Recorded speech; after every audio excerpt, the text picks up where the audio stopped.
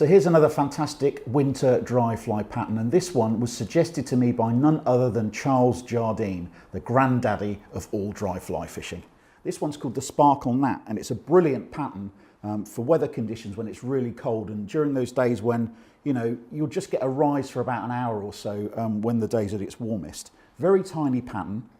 In the vise I've got a size 18 barbless dry fly hook. Now you can actually tie this pattern right down to size 20s, 22s or even 24s. On goes some olive tying thread. This is gel spun polymer, very fine thread. Use this on all of my dry flies to reduce the profile. Just put in a little bed of thread there. Again, really simple to tie. You just have to take a little bit of care over it because some of the materials are quite delicate. Now, the first thing we're going to do is we're going to tie in a little sparkly tail. And I've got some mylar tinsel here, which if I just hold up against the hook, you can see catching the light. Pinks and purples and greens, like a holographic look to it. Isn't it wonderful looking stuff? And the idea is you tie in a little bit of that at the tail, and as this fly goes along the surface, it just catches the sunlight and just causes a little bit of sparkle. So, just going to attach this to my tying thread, just wind it round like so, pinch it together at the top and attach it to the top of the shank of the hook. Tie it all the way down to the end. It's almost like a sparkly tag, I suppose. I'm not going to leave it at this length, we're going to trim it off. So you don't want too much, just enough to give a little bit of a flash. That should do us nicely. You can see there we've got that little bit of tinsel poking off the back.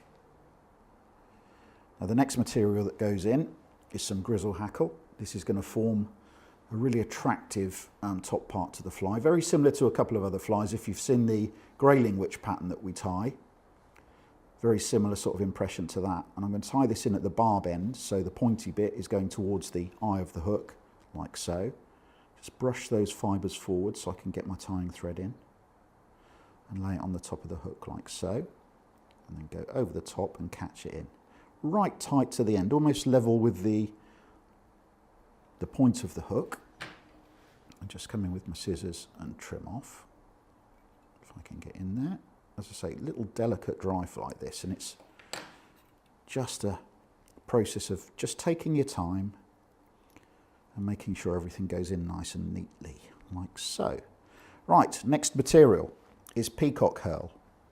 Again, it's a light catcher. It's got a lovely iridescent green colouring to it.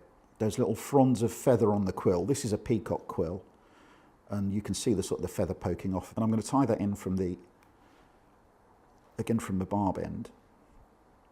Now this is quite a delicate material. These can be very brittle, these little quills, so you have to be a bit careful with them. So just tie it into the shank of the hook. And then all I'm going to do is take my tying thread down towards the eye of the hook, where I'm going to finish off in a second. Just drop it out of the way so I can finish the fly off. Right, delicate this is, soft hands is what you need here.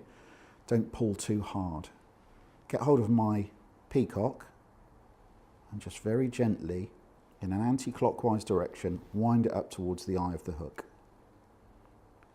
And as I do that, you can see the kind of bits of bright green Peacock Herl exploding off of the quill. They kind of pop out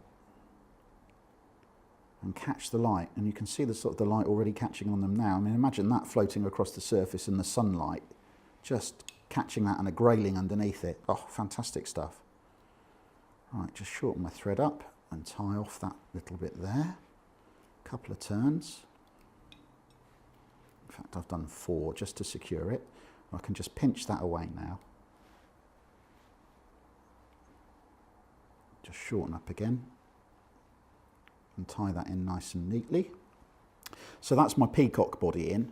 I mean, it looks lovely, doesn't it? You can see the reason why this is so effective. And the next part of the process is to use the Grizzle Hackle to just wind up again towards the eye of the hook. So again, anti-clockwise.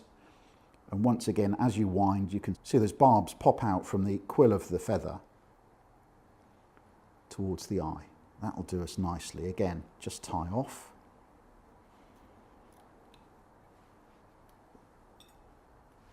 have to trim this one off because the feather's a bit stronger than the peacock. Perfect. Just got a few little bits that have come forward. Not too worried about that. Right, a little bit of a whip finish.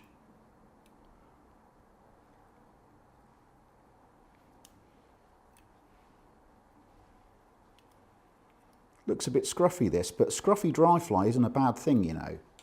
Not every single insect that floats down the river is going to be perfect, so sometimes having one that's a little bit bushy and scruffy can be really useful. Just going to trim off my tying thread. And just like I did with the grayling witch fly, which is well worth you having a look at as well, I'm just going to give this fella a little bit of a haircut. So just push the scissors in underneath the body and trim off those bottom parts of the hackle. Just to neaten up the presentation. Now the reason we do this is to make that fly sit lower in the water column. So basically instead of sitting right up on top of the surface, it will sit right down. So the body of the fly will be resting on the surface film rather than sitting above it. And I think what that does is it just gets the fish just a little bit more interested. They can actually see a little bit more. So they're more inclined to rise and take your fly. So there we are. That, ladies and gentlemen, is my version of Charles Jardine's Sparkle Gnat.